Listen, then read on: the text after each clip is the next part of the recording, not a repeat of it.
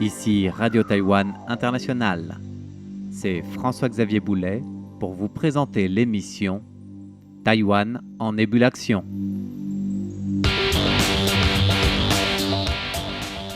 Comment réussir à mieux catalyser les émissions de CO2 ? Comment les convertir efficacement ? Comment pouvoir bénéficier à toute l'industrie des semi-conducteurs et la rendre moins polluante ? Et aussi ralentir le réchauffement climatique? À toutes ces questions, le chercheur taïwanais Li Xuanxi, professeur adjoint à la faculté de génie optoélectronique de l'Université nationale Sun Yat-sen à Kaohsiung, et son équipe répondent avec une seule et même solution.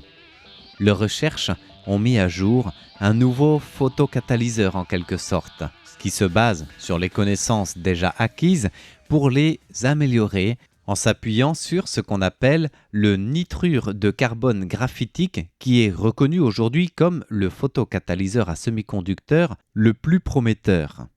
Mais si aujourd'hui dans notre émission Taïwan en ébullition nous parlons de cette nouvelle recherche de Li Xuanxi, c'est qu'un nouveau pas a été amorcé dans ce domaine de photocatalyse pour une meilleure efficacité du nitrure de carbone graphitique. À juste titre, en lisant cette recherche, nous pourrions nous exclamer « Eureka !»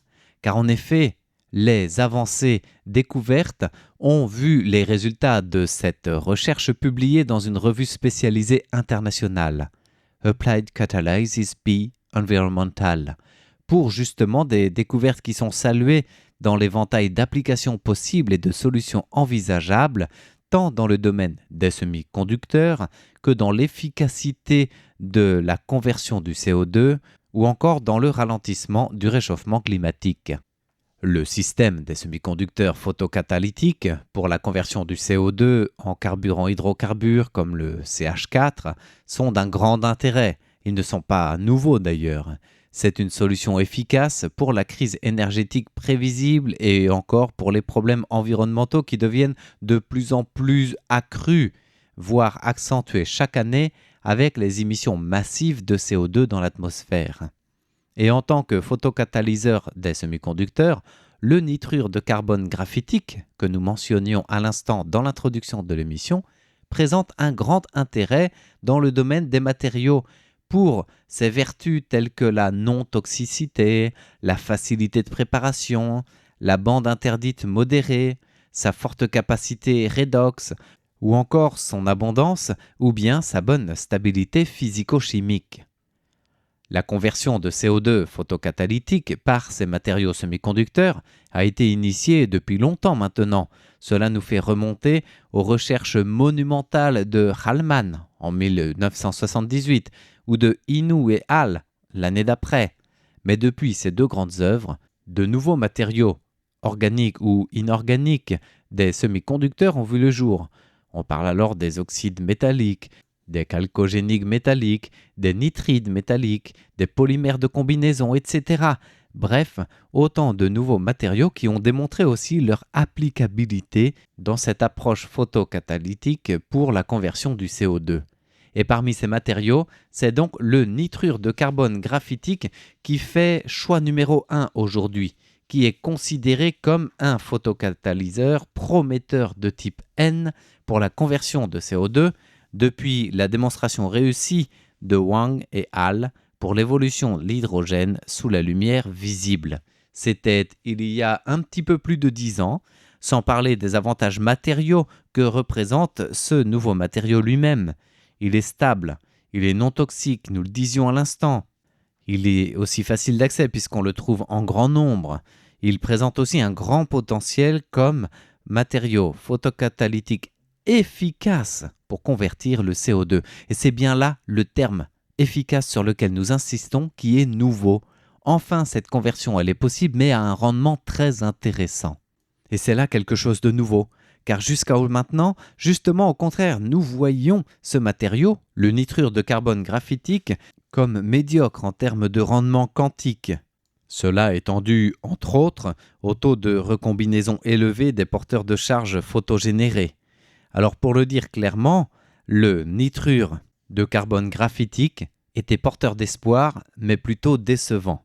Et les derniers résultats de recherche de l'équipe de l'Université nationale Sun Yat-sen à Kaohsiung, dirigée par Li Xuanxi, sont basés sur la structure nanosulfure du nitrure de carbone graphitique sous forme de photocatalyse qui peut convertir alors le CO2 en l'imitation de méthane du catalyseur. Entendez par là que cette technologie de préparation non seulement est très conforme à l'infrastructure actuelle de l'industrie des semi-conducteurs, mais est également en mesure d'une application à grande échelle. Cette étude comprend une combinaison de matériaux de structure nano qui utilise la technologie du film de sculpture et une méthode d'imprégnation simple pour préparer un film composite de nanomoline avec une microstructure de nitrure de carbone gélosylé en étain. Alors, j'espère que vous me suivez toujours. On va essayer de rester simple dans cette émission. Li Xuanxi et compagnie ont combiné le nitrure de lueur photocatalytique traditionnelle avec du nitrure de carbone et du sulfure d'étain. Et c'est de cette combinaison, inspirée de la nanostructure, que le CO2 se voit converti de manière efficace en méthane et que le taux moyen de catalyse du sulfure métallique s'avère le plus élevé. En réalité, pour surmonter les limites de rendement de la catalyse précédente, le nouveau pas engagé par les chercheurs taïwanais est cette découverte de voir que les photocatalyseurs cristallisés et nanostructurés, donc cette structure nanosulfure et nitrure de carbone graphitique, offraient une conversion efficace et sélective du CO2 en CH4, le CH4 c'est le méthane, par une évaporation thermique et en plus une décoration du nitrure de carbone à travers la méthode de trempage simple qui permet de surmonter les limites qui étaient rencontrées jusque-là par les photocatalyses actuelles qui ne passaient pas par cette nanostructure. En termes de chiffres, les photocatalyseurs nanostructurés présentent un taux de production de méthane supérieur à 387,5 micromoles, doté d'un rendement quantum apparent de Ca 9,7% à 520 nanomètres pour des longueurs d'ingénierie. Cette production sélective à 100% vers le méthane permet donc de mesurer ces photocatalyseurs avec un fonctionnement stable pendant plus de 10 heures de fonctionnement. Et c'est là la réelle avancée de cette étude taïwanaise qui révèle que les milieux légers tactiles nano-azotés, vulcanisés, graphite azoté ont montré un excellent taux de production de méthane sélectif et peuvent fonctionner de manière stable sur le long terme. Et c'est justement la structure nanomanie de nitrure de sulfure et de graphite qui offre un effet de multiplication. Ce dispositif nanostructurel physico-chimique est transmis dans l'absorption de la lumière, la cristallisation et la transcription de charges de type Z à haute efficacité à travers la clé CS et les propriétés physiques et chimiques des structures nanomantiques sulfides qui présentent donc d'excellentes performances. Ces performances sont à ce jour les meilleures, c'est-à-dire, en termes scientifiques, qu'elles présentent le taux de production le plus élevé parmi tous les films photocatalytiques rapportés et les photocatalyseurs à base de sulfure métal. Dans leur conclusion, les scientifiques estiment que ces performances hautement améliorées qu'ils ont enregistrées sont attribuées aux effets synergiques par la formation nanostructurée, ce qui explique, comme nous le disions à l'instant, la présentation d'une absorption de lumière supérieure, une cristallinité bien plus élevée, un transport de charge Z optimisé ou autre atout qui, pour le dire simplement, se convertissent comme une excellente conversion du CO2 en méthane plus propre, mais aussi comme des applications durables, environnementales et même économiquement intéressantes pour toute l'industrie des semi-conducteurs, sans oublier leur impact sur une réduction non négligeable du réchauffement climatique. Ces résultats sont donc signés de l'équipe de recherche du professeur Li Xuanxi, professeur adjoint à la faculté de génie optoélectronique de l'Université nationale Sun Yat-sen de Kaohsiung, qui est à la tête de cette équipe internationale à laquelle participaient notamment Hossam Omr, qui est un étudiant doctorant, salué pour ses connaissances et sa recherche dans les matériaux d'absorption de la lumière.